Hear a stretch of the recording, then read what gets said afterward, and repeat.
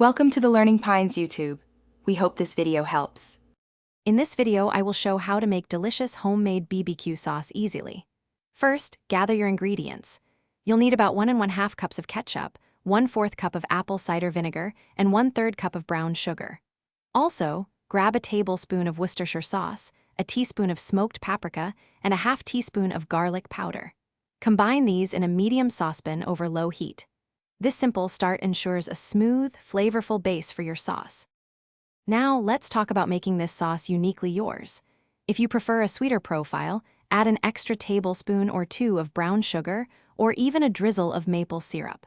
For those who like a kick, a 1/4 teaspoon of cayenne pepper or a few dashes of your favorite hot sauce will do the trick.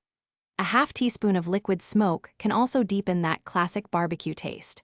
Taste and adjust as you go to find your perfect balance. Once all your ingredients are combined, it's time to cook. Bring the mixture to a gentle simmer over medium-low heat, stirring occasionally to prevent it from sticking to the bottom of the pan. This slow cooking process allows the flavors to meld beautifully. Let it simmer for about 15 to 20 minutes or until it reaches your desired thickness. The sauce will continue to thicken slightly as it cools, so keep that in mind. After your sauce has cooled, transfer it to an airtight container and refrigerate. It will keep well for up to 2 weeks, ready for your next barbecue.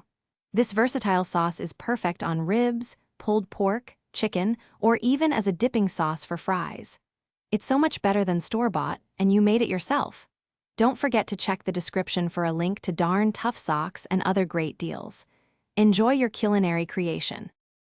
Thanks for watching. Consider subscribing if we helped you.